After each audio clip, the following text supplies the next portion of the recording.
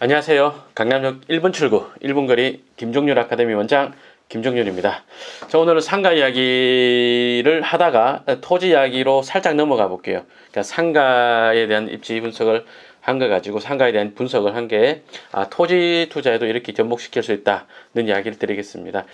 네, 죄송한 이야기지만 동영상이라서 너무 구체적인 이야기를 할 수 없다는 점 하나 양해 부탁드리겠고요. 그 다음에 이게 지금 실제로 입찰할 물건을 가지고 이야기한 거라서요. 그 물건까지는 제가 공개할 수 없는 점 양해 부탁드리겠습니다.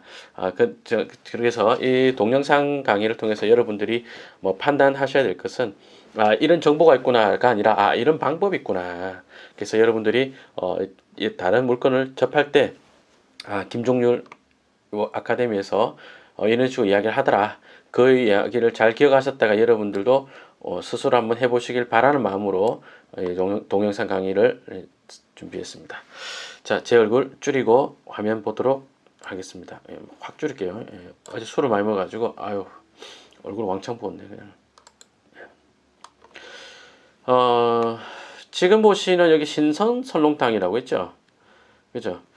야, 이 신선 설렁탕이 얼마나 팔 것인가 저 개인적으로 굉장히 궁금했습니다. 다시 저 개인적으로는 이 월세를 감당할 수 있을까 굉장히 궁금했습니다. 일단 저 지역을 좀 보자면요.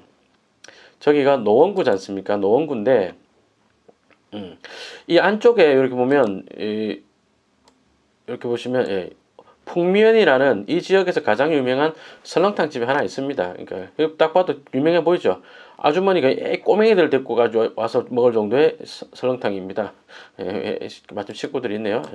얘를 줄이고 다시 확 줄이고 풍면이 안쪽 먹자 골목이 안쪽에 있고요. 그럼 요 대로변 쪽에 이제 신선 설렁탕이 있고 여기 주차장에 잘 갖춰진 상가 건물에 있습니다. 제가 노원역 매출 조사를 하면서 이 대로변의 상가 프랜차이즈 조사를 하다가 깜짝 놀랐습니다. 뭐 권리금도 장난이 아니고요. 뭐 상가 두 칸 합하면 월세가 뻑하면 1,100만 원 막 이런 거예요. 이를테면 이쪽 횡단보도 앞에 있는 요런데 상가들 상권이 굉장히 좋아요. 굉장히 좋은데 아니 상권 좋은 건 알겠는데 상가 두 칸 합해가지고 한 30평 정도 되니까 월세가 1,100 이러는 거예요. 근데 도대체 이 안에 있는 프랜차이즈가 얼마나 팔길래 그 정도 월세를 부담할 수 있을까? 그런 게 되게 상당히 궁금했습니다. 근데 이 뒤쪽 라인에 있는 로드뷰 한번 보여드릴까요? 이 뒤쪽에 있는 새마을 식당이라고 있습니다. 새마을 식당이 보통 그 매출이 어느 정도 나오냐면요. 월 매출로 이야기해서 한 4천에서 6천 요 정도 나옵니다. 그 정도 나오는 게 신선 설렁탕인 죄송합니다. 새마을 식당인데 여기는 그 매출에 얼마라고 말하기 좀 그렇고 어쨌든 2배 정도 나옵니다. 6천만 원을 이야기했을 때 그 거의 2배에 가까운 매출이 납니다. 그렇다면 어느 정도 생각할 수 있느냐? 예를 들어서 새마을 식당이 보통 월세를 뭐 400에서 600 사이 이렇게 내죠. 근데 그거에 한 2배 반 정도는 낼 수 있다. 그러니까 월세 한 1,000만 원 정도도 거뜬히 부담할 수 있는 매출이라고 할 수 있겠습니다. 새마을 식당이 어디 있더라?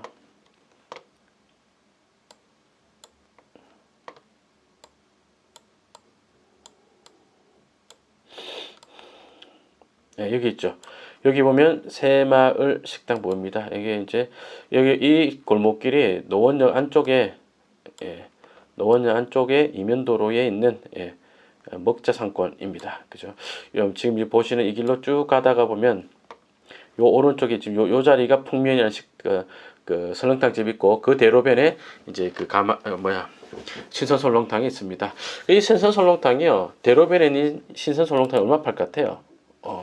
뭐 제가 추정한 매출로는 1매출이 500만 원 중반대, 그 정도 500 중반대의 매출로 제초는 추정하고 있습니다. 1평균 매출을 낸 겁니다. 1매출이 500만 원 중반대라 말은요, 뭐 월 매출로 치면 1억 5천 이상 되는 거죠. 1억 6천 넘어가죠. 그 정도 매출이니까 그러면 이거 월세 뭐 한 2천 이상도 충분히 낼 수 있는 매출이 되는 거죠. 그죠? 신선 설렁탕 이 정도야 그런 생각 들었습니다. 사실 제가 신선 설렁탕에 대해서 이번에 관심을 갖게 된 것은 이번 일이 아니라 그 전에 또 다른 계기가 한번 있었습니다. 여기 화면 보시면요. 여기가 여러분 어디냐면 홍대 있고요. 홍대 있고요. 세상 여기 상권 어디야? 홍대역 9번 출구 나와가지고요. 첫 번째 사거리 앞에 여기 보면 신선 설렁탕이 여기 있었어요. 여기 그 전에. 저 개인적으로 굉장히 궁금했던 것이 아니 이 설렁탕 팔아가지고 임대료를 맞출 수 있었을까? 그전에도 저 자리 보면서 그 생각했습니다. 지금은 이렇게 스파오라는 이랜드 계열의 어떤 그 옷가게 들어왔는데, 그럼 여기 있던 신선 설렁탕 어디 갔느냐? 여기 길 건너 보이죠, 여기. 일로 옮겼어요. 그러니까 이 설렁탕이 매출이 꽤 괜찮았으니까 이 상권을 버리지 않고 옆으로 이전한 것이 아닌가 하는 것이 제 생각입니다. 여러분이 볼 때 여기 월세 얼마 정도 할 것 같아요? 노원구가 아까 그런 자리가 월세 2천만 원도 낼 수 있다. 뭐 1,500 이야기하고 그랬는데 새마을 식당 자리가 월세 한 뭐 1,200, 300 한다 가정했 1,500 정도 한다고 가정했을 때 이 자리 홍대 앞에 여기는 월세 얼마 정도 하겠어요? 그보다 더 비쌀 것 같지 않나요? 근데 홍대 상권 자체가 제가 이제 홍대 상권에 대해서 뭐 개인적으로 갖고 있는 궁금증 중에 하나가 홍대는 클럽 같은 게 많고 이런 동네잖아요. 그죠? 젊은 친구들 많고. 그런 데서 이 설렁탕이 장사가 되나? 그렇게 잘 먹히나? 하는 생각을 했습니다. 그게 뭔 말이냐? 아니, 이 뒤에 보면 뭐 클럽 같은 게 대단히 많거든요. 이 주변에. 클럽 부킹하는 데 맞죠? 부킹하러 갔다가 부킹이 안 되면 설렁탕 먹는, 아니면 부킹하고 잘 돼서 야, 우리 허기진 배를 설렁탕에 칼슘 보충하고 단백질 보충하고 탄수화물 보충하고 가자. 뭐 그런 건가? 예, 잘 모르겠네요. 제가 설렁탕 집이 저렇게 유지된 걸 깜짝 놀랐습니다. 사실 이 상권이 어느 정도 상권이냐면 여기 보면 미스터 도넛이라는 도넛 가게 있네요. 예. 아이고야. 여기 보면 GS15 있죠. 예. 원래 이 GS15가 요 코너에 있었습니다. 이쪽 코너에 있다가 뭐 아마도 임대료를 못 받겠죠. 그래서 옆으로 옮겼다가 예. 여기 또 뭐 미스터 도넛인데 요거 미스터 도넛도 제가 그 전에 근무하던 GS 리테일에서 운영하던 겁니다. 그러다가 이제 GS15가 나중에는 이쪽 화면이 밝을 것 같은데 예. 이쪽으로 이렇게 이전을 했어요. 그러니까 GS15도 임대료를 못 맞춰서 뭐 메뚜기를 하고 있는 이런 상권인데 보시면 또 좀 더 안쪽으로 들어와 볼게요. 안쪽에 들어와서 보면 여기 미니스톱이라는 또 편의점이 하나 있죠. 미니스톱 서교 3점이라고 있습니다. 이게 얼핏 보면은 이 미니스톱 서교 3점이 이 골목길 안쪽에 들어와 가지고 뭐 그렇게 유동인구 많은 데도 아니고 홍대 그 클럽에들 복잡복잡한 데가 지금 이 골목 끝에 GS15 있는 데거든요. 그러니까 여기도 그렇게 상권이 좋아하거나 그런 느낌은 덜 들죠. 근데 제가 이 미니스토 매출은 정확하게 알고 있는데 매출이 상당합니다. 아주 상당합니다. 네, 장사 잘 되는 점포입니다. 그러니까 이 주변이 상당하다, 그죠? 뭐 어마어마하다, 뭐 이 정도만 이야기를 할 수 있겠습니다.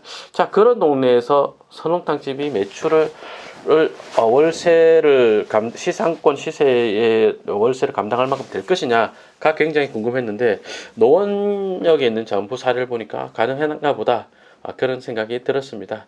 자, 여기까지 하고 제가 답사 갔던 물건에 대한 이야기 조금 해보겠습니다. 토지 물건을 답사를 갔는데요. 그러니까 토지 물건이지만 이 자리에서 음식점을 지어 본다면 신선 설렁탕이라든지 주차장 크게 해서 하는 식당에 들어가면 어떨까라는 생각이 들었습니다. 토지 물건이다 보니까 그 지역의 상권이 더 나아질 것이다. 그건 제가 뭐 사전 정보를 가지고 알고 있는 겁니다. 뭐 사전 정보라기보다는 그 지역이 이제 지금부터 개인적으로 개발할 수 있는 동네라서 그리고 또 큰 호재가 있는 지역이라서 한 3년간은 그 개발이 계속 이루어져 가지고 상권이 계속 좋아질 지역인데 그러나 현재 있는 어떤 인근의 경쟁점의 식당 매출이 궁금했습니다. 그래서 제가 이렇게 조사를 했는데요. 평일 기준으로 4에서 9월이 성수기라고 합니다. 그 성수기 때는 일매출이 300이고요. 비수기는 한 비수기에는 일매출 한 200 정도, 이 정도 나오는 걸로. 주말에는 3배에서 4배 정도 나온다고 했는데, 뭐 4배는 버리고 3배로 잡았습니다. 그럼 주말은, 각각, 비수기, 성수기 각각, 그때 평일 매출에 2배 잡고요. 그렇게 해서, 성수기 같은 경우는 900. 그 다음에 일평균 매출은, 그러니까 주말은 이틀이니까 주말 곱하기 2, 평일 곱하기 5 해가지고 나누기 7을 했죠. 하루에 470만원, 월 매출이 1억 4천이네. 성수기 때는. 그러면 비수기 때는 이 비율이니까 그죠? 3대2 비율이니까 그대로 하면 맞겠죠? 9천 몇 배. 평균을 내면 1억 2천 수준인 거예요. 왜? 그 상권에 식당이 1억 2천 매출이란 말은요. 임대를 지급할 수 있는 여력이 정말 하면 1,500만 원 가까이 된다는 뜻이잖아요. 그죠? 이 장사가 굉장히 잘 되는 자리구나 라는 것을 알 수 있었습니다. 다시요. 저 1억 2천 정도의 매출이 어느 정도 수준이냐면요. 건대 입구 앞에 보면 미스 족발이라고 있습니다. 찾아봐 드릴게요. 이 미스 족발을 언급할 계획이 없어가지고 로드뷰를 검색을 안 해놨는데 갑자기 보고 싶어졌습니다. 건대 입구역 미스 족발. 예. 그럼 여기 건대 입구역에 먹자상권에 있는 점포입니다. 로드뷰가 아마 있을 것 같아요. 이렇게 보여드릴게요. 예.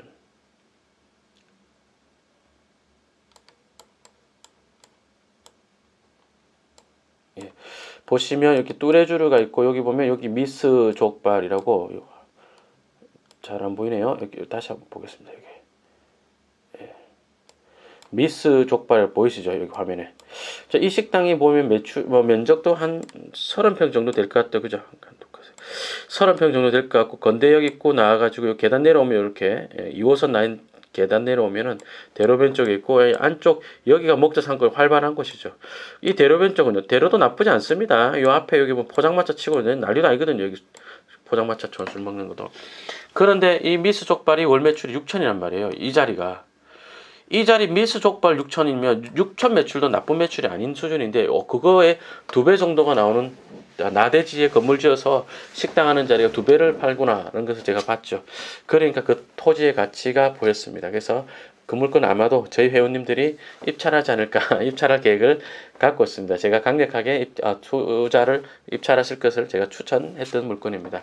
그래서 그 물건 사례까지는 제가 동영상으로 보여드리지 못하는 점 양해 부탁드리겠고요. 제가 그러나 하고 싶은 이야기는 여러분들이 토지 가치건 상가 가치건 평가를 할 때 이와 같은 형태로 인터뷰를 하고 지금처럼 이렇게 매출 조사 어렵죠. 사실 장사하는 데 가가지고 세입자한테 매출을 물어본다는 것이 굉장히 어려운 이야기입니다. 그러나 상가든 토지든 조사를 잘해야 됩니다. 그 조사를 잘한다는 것은 결국 인터뷰를 잘해야 된다는 데 있다는 것이죠. 그죠? 그러니까 저한테 인터뷰 해달라 할 수 없죠. 그래서 여러분들도 이런 인터뷰를 한번 해보시길 바라겠습니다.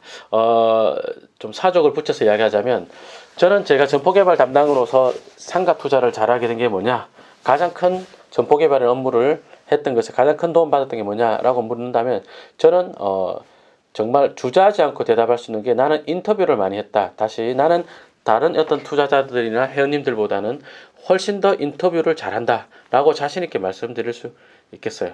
그러다 보면 정말 많은 정보를 알게 됩니다. 자, 오늘 동영상 강의 여기까지 하겠습니다. 시청해 주신 분 감사드립니다. 고맙습니다.